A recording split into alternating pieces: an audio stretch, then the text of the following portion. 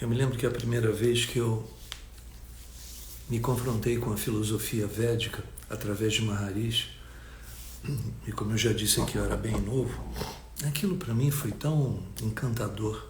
Bom, até hoje, né? Quando eu vi ele dizendo que a vida não é uma luta, eu tive como se fosse um flash de memória de algum tempo, que eu não sei que tempo era esse, na minha existência, em que eu realmente acreditava que a vida não era uma luta. Mas ali não, ali estava sendo naquele momento uma batalha, pois eu tinha saído de casa,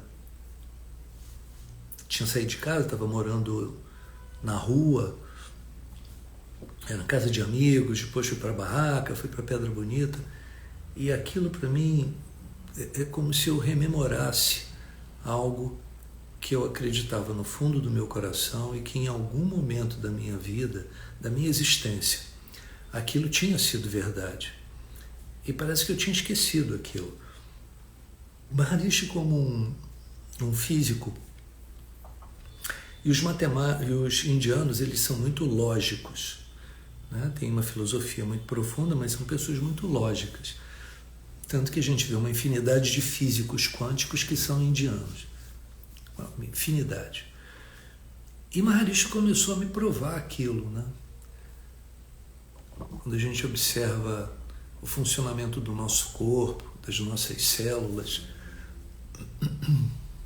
o crescimento de uma planta, o movimento dos astros no firmamento, tudo funciona numa ordem tão grande, numa coerência, né? Parece que realmente tem uma inteligência por trás, fazendo com que as coisas aconteçam de uma forma tão bela, para não dizer tão inteligente, que a natureza, a princípio, não faz força e ela lucra muito, ela ganha muito. E aquilo fez para mim um baita de um sentido. Eu falei, mas é claro,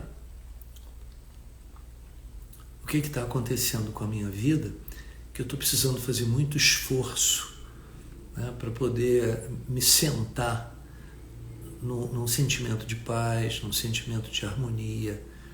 Não que eu vivesse na desarmonia, né, mas litígio com os pais nunca é bom, né? Por mais que o sujeito tenha razão, ainda assim pai e mãe estão acima disso, né? Por uma questão bastante simples, né? Eles deram a vida, você veio a vida através deles. E eu comecei a entender aos pouquinhos, comecei a meditar, comecei a entender aos pouquinhos que a vida, ela realmente é muito curta, né? Existe muito a ser aprendido e que a gente não tem muito como adiar esse aprendizado, né? A gente adia, mas chega um momento em que você se confronta com uma dor que não passa, com um medo que não passa, né? Com uma tensão contínua que faz com que a vida não seja fácil, faz com que a vida se torne uma luta realmente. E hoje você adia para amanhã, né? E amanhã você adia novamente para depois da manhã aquilo que tem que ser feito.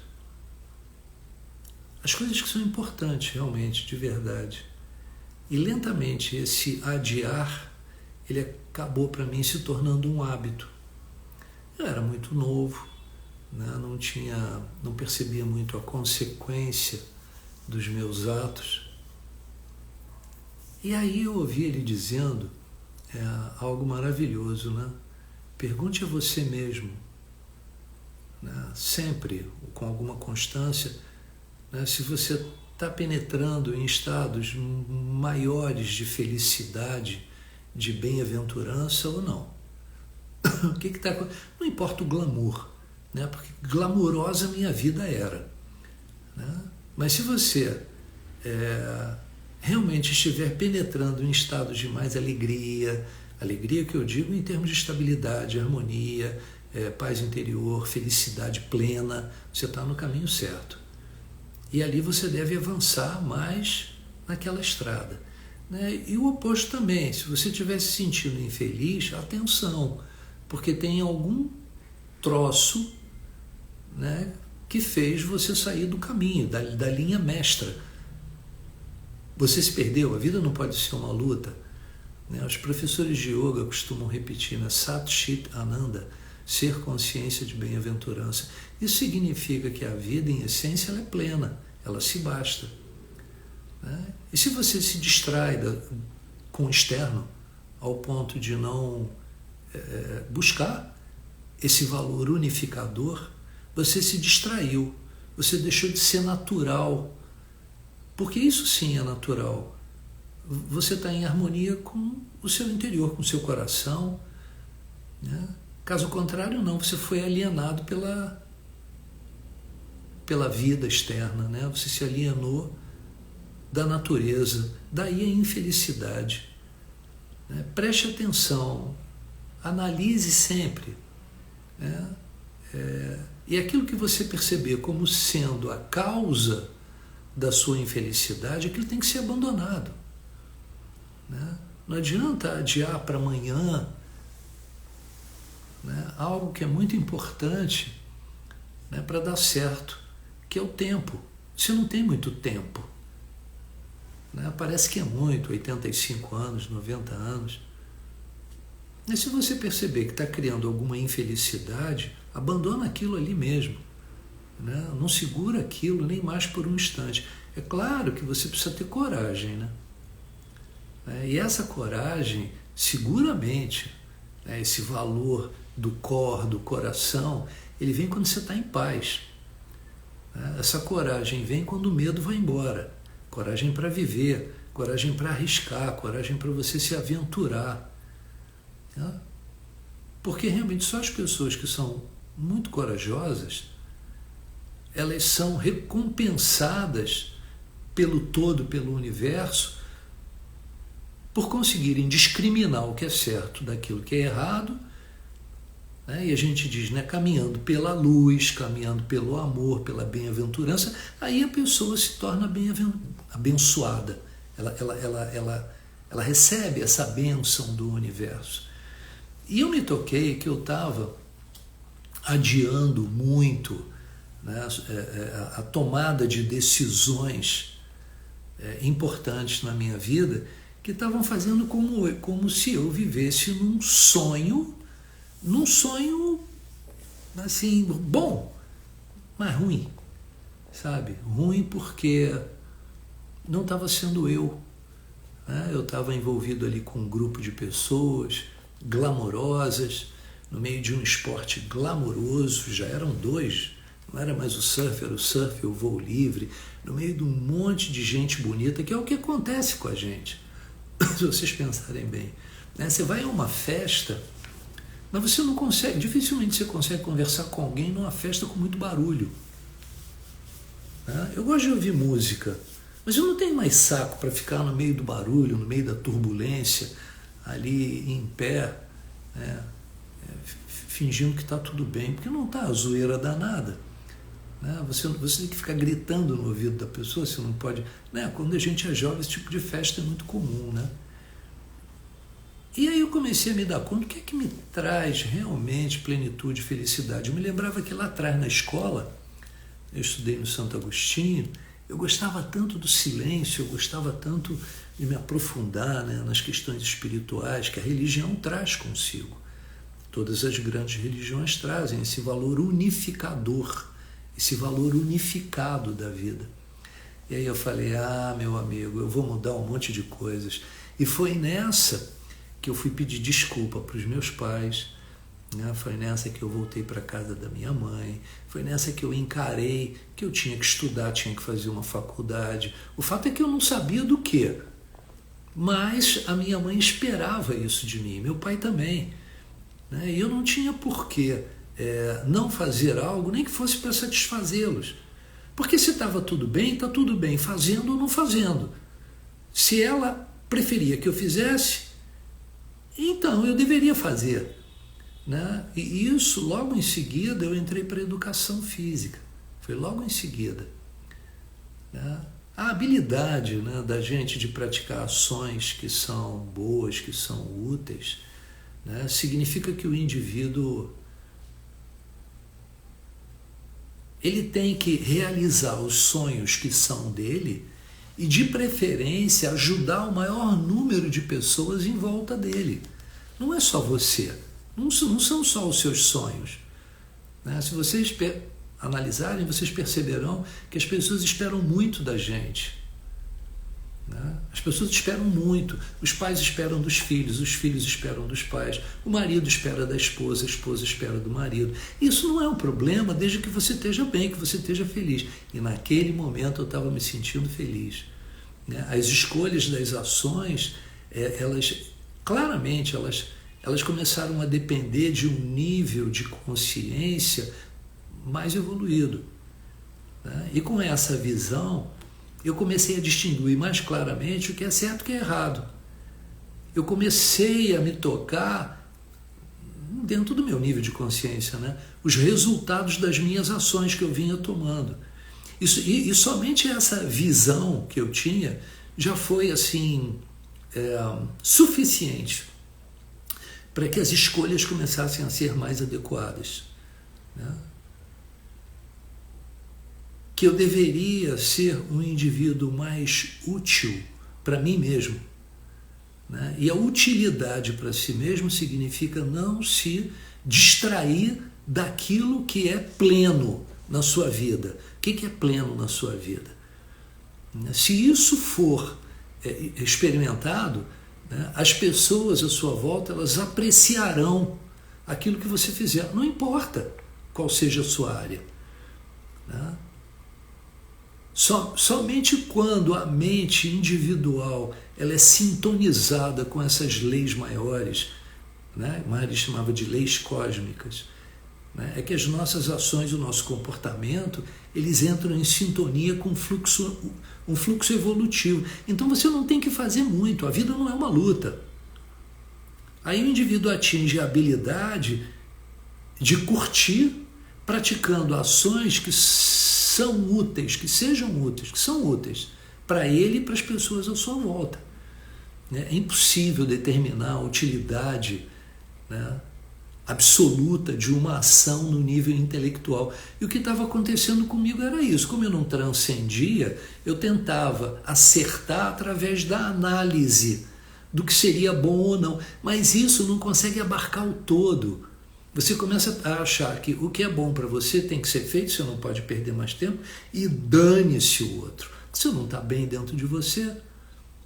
Né? A pergunta é qual a ação que é permanentemente, né, útil para você e que produz, e que poderá produzir uma influência boa, harmoniosa, de apoio de vida a você e ao meio ambiente.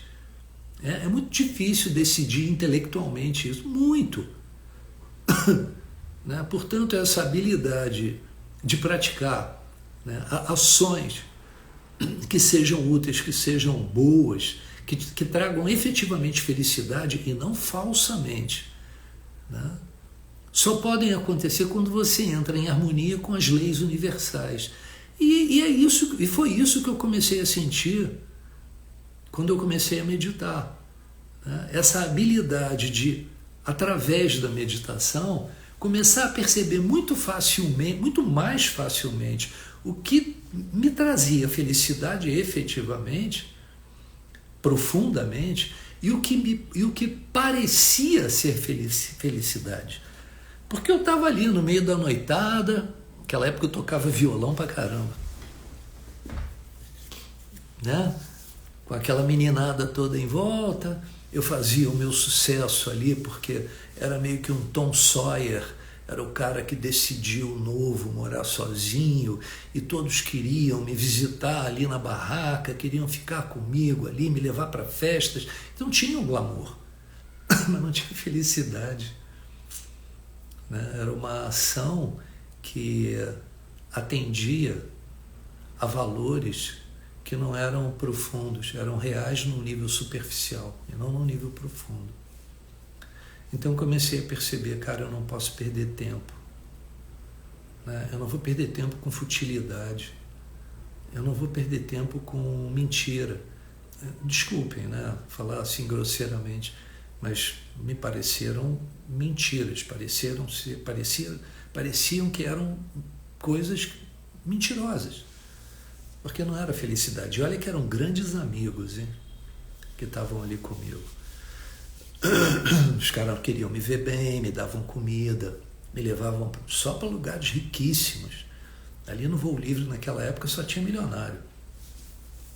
Então tinha uma ilusão, né, através de um glamour, por causa daquele grupo, que as coisas estavam indo super bem.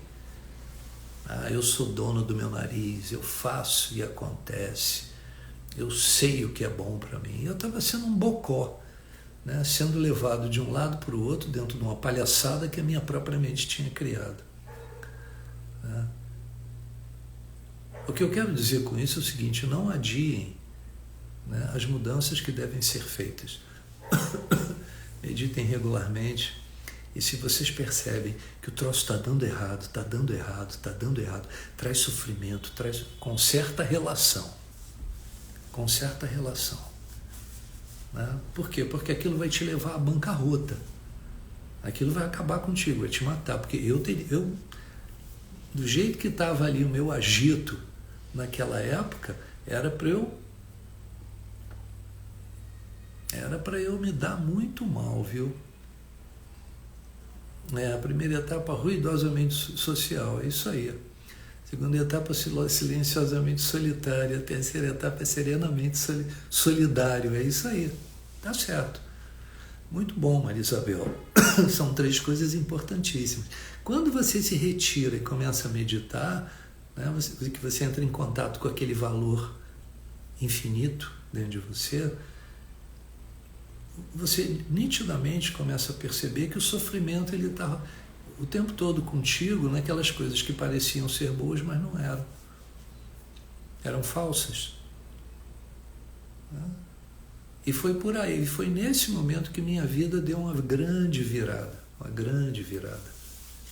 Foi nesse momento que eu me apaixonei pelo silêncio. O silêncio é encantador. O silêncio ele te mostra a verdade. Isso você só encontra se você estiver sozinho. Você não vai encontrar isso no meio da multidão. Você vai ficar agoniado, porque você vai querer entrar em contato com essa essência e a multidão só te deixa mais estressado, mais perturbado. Então eu comecei a ficar mais sozinho e nessa solidão, né, começou a brotar uma felicidade que não me permitia ir contra as pessoas que sempre foram extremamente importantes na minha vida, como meus pais e algumas outras pessoas, poucas que estavam em volta. O que eu fiz? Mudei tudo. Pedi desculpa para minha mãe, voltei para a casa dela. Meu pai já não falava com ele há anos, por questões de meu pai tinha saído do Brasil, tinha ido para o México. Estava nem aí, a vida era só minha e acabou-se. Eu achava que que poderia ter sozinho me levantado, né? Mas não, essa amorosidade que repousa na consciência pura, ela me fez retornar a um nível de generosidade muito solidário, né? Uma generosidade muito solidária com relação às pessoas que eu sabia que me amavam e que eu estava machucando. Mas o ponto em questão, na verdade, o principal é, se está dando errado, pensa bem, vê o que está acontecendo, porque não foi feito para dar errado, foi feito para dar certo. A vida tem os seus meandros, né? As suas rasteiras e tudo mais, mas dentro de você, as coisas que estão sendo feitas, elas devem ser feitas com algo, né? Com uma substância muito elevada, muito elevada, independente das pancadas externas. Então, é isso aí, Yogasthha Kuru Karmani. Primeiro se estabeleça no campo do ser. Por isso vocês têm que ser regulares. E depois vai para a vida. Porque isso tudo externamente é uma esculhambação. É uma esculhambação às vezes bacana, às vezes é uma esculhambação sofrida. Mas é uma esculhambação. Você tem que trazer esse valor do infinito para dentro dessas coisas que colidem o tempo todo umas com as outras. Tem que trazer ordem para esse mundo que é um mundo que vive na desordem. E aí o cara não perde mais tempo. Tá? Sem querer parecer idiota, mas não percam tempo com aquilo que não está dando certo. Consertem ou abandonem. A perder tempo com isso, você está perdendo vida. Quanto vale a sua vida? Não tem nada que pague ela. Ela é mais cara do que tudo. Bom, sigam em frente. Não tem saída por fora. Para felicidade, não. Um beijo de Igor.